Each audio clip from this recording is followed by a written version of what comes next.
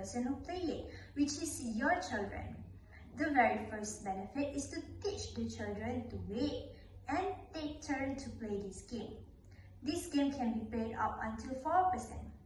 The second benefit is to improve their visual perception, as they need to carefully aim for the marble for the frog to eat it.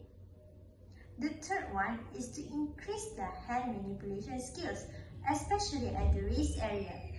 This is used to push the part that makes the frog jump forward. The suitable age to play this game is for 3 years old and above. I am Teacher Akmal from Autism Gym Center. Thank you for watching this video. Hope you like it.